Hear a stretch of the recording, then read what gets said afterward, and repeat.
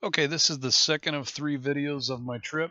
This video has the Bolan Farm and Kensett Cemetery in northern Iowa and Albert Lea, Minnesota. The last video ended while en route to the Bolan Farm, which is about 10 miles due west of St. Ansgar. And as you can see, I'm approaching the Bolan Farm coming up here on the right. This farm was originally acquired back in the late 1800s by my great-grandfather Isaac Thon, who is son of Iver, who came over from Norway. Apparently, my grandma Beulah and all her brothers and sisters were born here, and Mom sure talks fondly of playing here as a child. This farm has been in the family over 100 years and is recognized by the state of Iowa as a 100-year farm. Currently, Stephen McCready lives here, who is also the great-grandson of Isaac Thon. Well, I'm here at the McCready farm. It looks as though he's not home. It's a little odd. It looks like the front door is in the back of the house.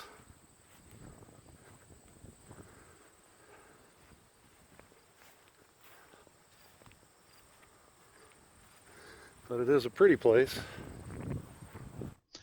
Have you noticed the thick grove of trees surrounding the perimeter of the property? Mom says they grow these thick groves of trees to help in the wintertime to help block blowing snow. And based on how dense these trees are, boy, I can see how it really must do a very good job. Also, and very interestingly, I can see from the plane that all the farms have the very same tree perimeter. And here's the little marker displaying that it's a 100-year farm that you can see as you pull onto the property. From the Bolan Farm, I'm taking the short 10 or so mile trip southwest to the Kensett Cemetery, arguably one of the holiest places in our family history, just by the sheer number of our people resting here in one place, which is 13. And for me, it's much more personal, as Grandpa Carl is here, whom I never really got to know as he passed away when I was pretty young. Grandma Beulah and Aunt Virginia are also here that I did get a good many years with. And of course, great-great-grandpa Iver and great-great-grandma Ingeborg are also here, who pretty much started it all for so many of us. The cemetery is essentially one big rectangle. I entered on the east side of the rectangle, and as I drive straight ahead, turn right and another right, and I head back north on the west side. Our people are on the west side in 2 places, one in the southwest corner and the others are in the northwest corner. This is the man that started it all, Iver Thon, or as his name is really known as, Iver Turn. Born in 1838 in Norway, died in 1931. I believe he died in Osage, which is about 10 to 15 miles south of here. His wife, Isabel, otherwise known as Ingeborg. This is, of course, the Thon Monument. And as we swap sides, this is Wambeam. And this is for Bertha Wambeam. And this is John Wambeam, who married into the family. But as you can see, this graveyard are surrounded by beautiful, beautiful farmland. Bertha is daughter to great-great-grandfather Iver. Iver was the first to immigrate over from Norway, as I previously mentioned, settling in St. Ansgar, Iowa. This picture is, of course, of he and Ingeborg, his wife, and as I understand it, Thon comes from the Norwegian word ton, which is pronounced torn and is spelled ton with a line through the O, which is some sort of Norwegian punctuation. I learned this when I traveled to Norway and visited the Torn farm in 1997-ish. It's funny, when I was there, I mentioned then Iver and was quickly corrected the correct pronunciation of Iver by Anders, who currently resides at Torn. Now, as you can see in this picture, Iver, Ingeborg, and the Wambeams are in the southwest corner of the cemetery. To the rear right of the photo, you can see that the road goes straight out and exits the cemetery on the south side. And this is what the south side entrance looks like. Look, it's very official looking. It looks like the front door, but as you can see, it's on a dirt road. I just found this quite odd, as the other paved side virtually has no signs at all. Also very interesting, if you look close at this sign here, it says the land for this cemetery was purchased in 1886 from a couple in New York for $40. So piggybacking on to what I said a few moments ago, I'm back in the front again, the paved front, and as you can see, there is not a single sign that says Kensett Cemetery on the front paved side. So I am again going to enter the cemetery again from the north, except this time on the west side. And this entry here, we can get a good look at where the rest of our people are. Again, they are in the northwest corner. And we are coming up on the Thon Monument right about now.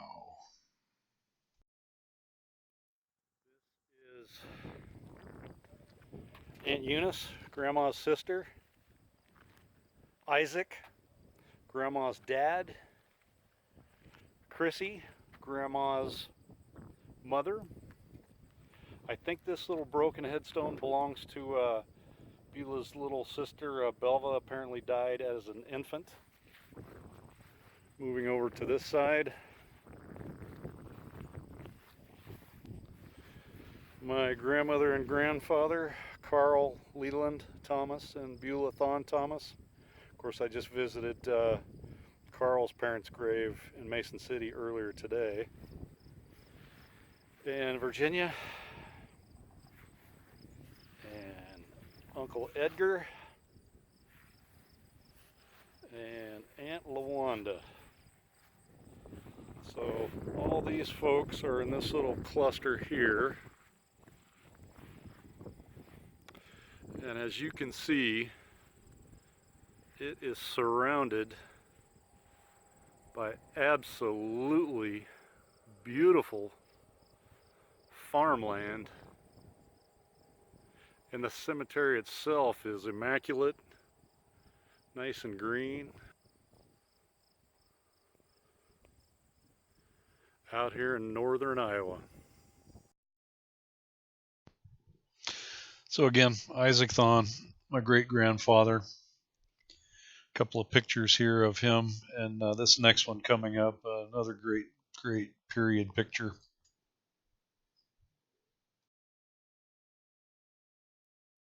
Eunice was one of the sisters of Grandma Beulah.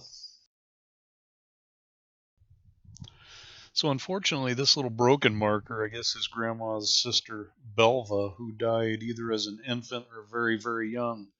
Sure would be nice if we can get that fixed someday. LaWanda was the daughter of Edgar, who was Grandma's brother, seen here. This is my Aunt Virginia. Not sure if you caught the sigh in my voice when I introduced her grave in the previous video. Poor Jenny, God bless her. She just was not dealt a very kind hand of cards in this life. And last but not least, Grandpa Carl and Grandma Beulah. I did get a good many years with Grandma Beulah, but unfortunately not too many with Grandpa Carl, as he passed away when I was pretty young, so unfortunately I really never got to know the man. Always really like these next two pictures of Grandpa Carl, as well as these being very cool period photographs.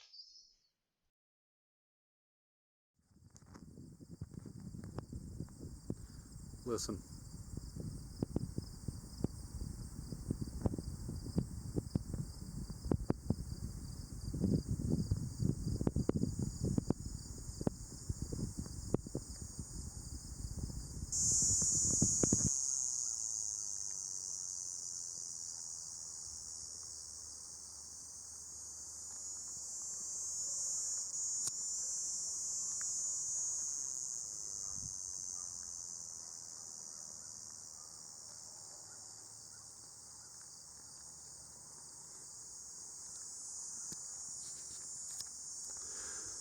I heard these words once, and it seems apropos here.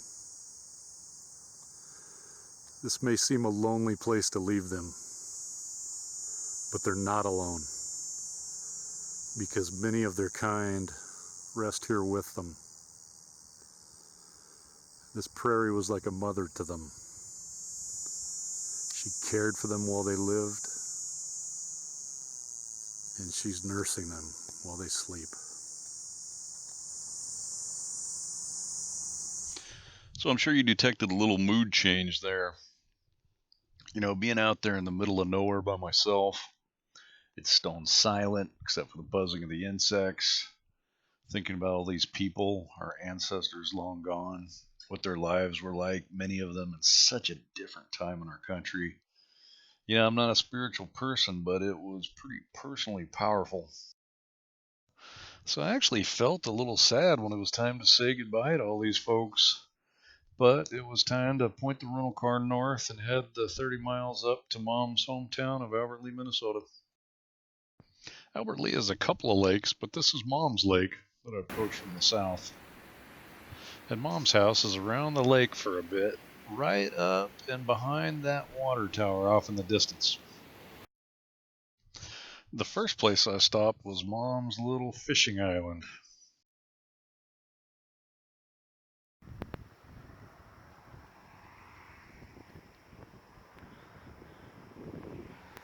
So Mom said her and the little kids used to wade out to this island and fish. And I'm just sitting here trying to imagine little dinky Shirley and little dinky Virginia and little Gary running around here monkeying around fishing. Some 60 odd years ago.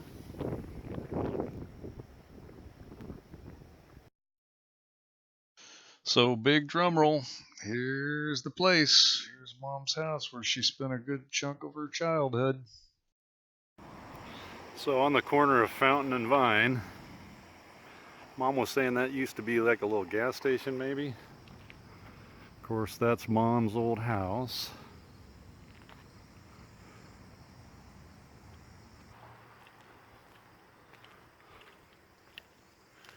And she does mention this little alleyway that goes back, then turns left and goes back down towards the lake.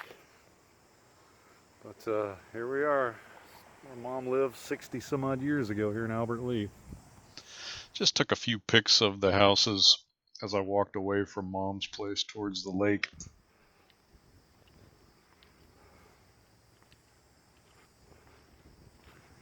So I'm walking away from Mom's house down to the lake as her, Virginia, Gary, and Leland would have 60 some odd years ago.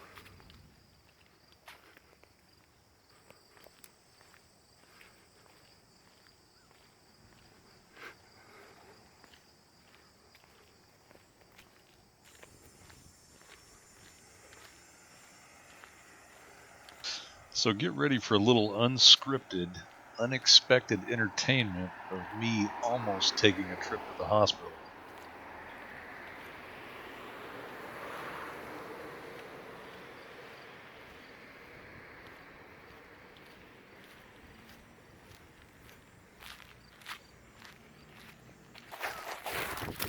Shit.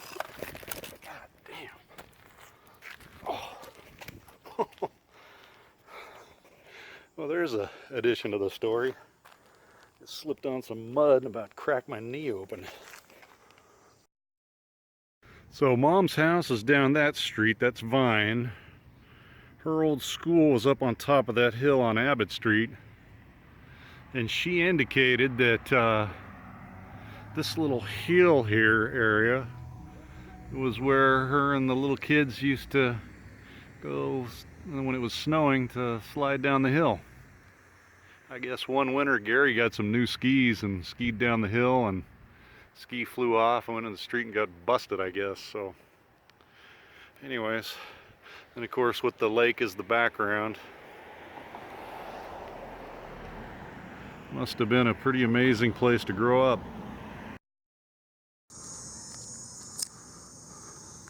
So Mom, I'm wondering if this was the school you were talking about. As you can see, this building looks old. It's got the entrance right up front. It's 3 stories. Looks like it's converted to a condo if this was indeed the school. Across the street is the new school. I'm assuming this was just open land when you were here. But it's called the Abbott. I'm wondering if this is it. So here I'm just walking away from the school site down the hill back towards the lake. Mom indicated that she and the little kids would walk straight down Vine Street, cross the street, and go right to the lake. I assume that would be right about here, where the gang would have spent many a day swimming in the lake right here.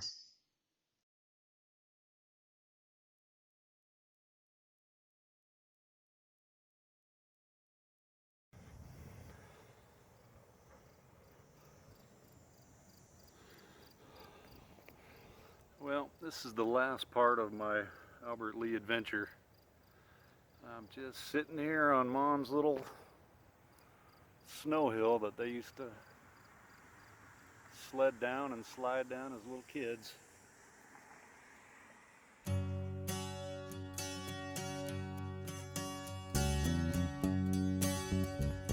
So as I kind of completed my tour of Albert Lee, I thought I would end things by turning right from Vine, strolling down Lakeview Boulevard, and enjoy some of this idyllic scenery this pretty little place has to offer, to a song that I know Mom really likes.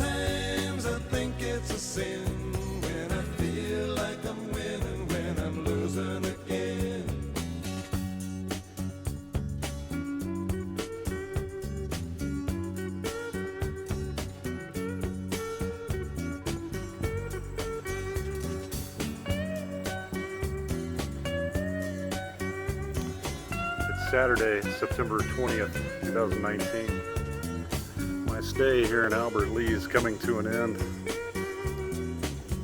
Listen to that peace and quiet.